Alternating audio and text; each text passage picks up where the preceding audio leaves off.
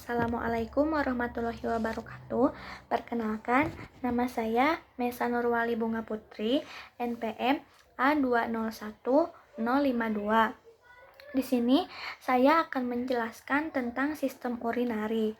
Nah, sistem urinari merupakan suatu sistem organ yang memproduksi urin dan menyalurkan ke dalam tubuh. Fungsi dari sistem urinari ini yaitu yang pertama, membuang zat sisa metabolisme. Yang kedua, mempertahankan keseimbangan air, garam, asam, dan basa. Dan yang terakhir sebagai sekresi hormon. Nah, selanjutnya ada sistem urinari. Sistem urinari ini terdiri dari beberapa bagian. Yang pertama ada ginjal, yang kedua ureter, yang ketiga itu kandung kemih, dan yang selanjutnya uretra. Nah, yang pertama ada ginjal. Nah, ginjal terletak pada kafum abdomen, tepatnya di lateral os vertebra di bawah hati dan limfa. Ginjal ini berjumlah sepasang dan bentuknya itu seperti kacang merah. Nah, di dalam ginjal ini tersusun dari jutaan nefron. Nah, bagian nefron ini terdapat ada 3 bagian. Yang pertama itu ada glomerulus atau kapsula Bowman. Yang kedua itu ada tubulus contractus proximal, dan yang ketiga itu ada tubulus contractus distal. Nah, pada bagian ginjal ini ada 3 bagian utama.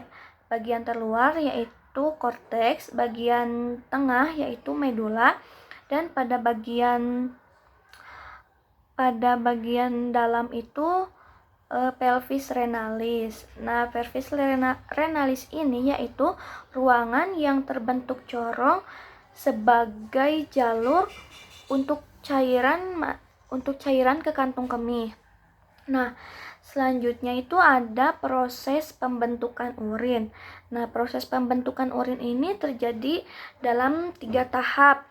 Yang pertama itu proses filtrasi, yang kedua reabsorpsi, dan yang ketiga itu tahap sekresi. Nah, tahap yang pertama ini yaitu filtrasi darah dan protein yang terjadi di glomerulus atau kapsula Bowman dan akan menghasilkan urin primer. Nah, tahap yang kedua itu ada tahap reabsorpsi.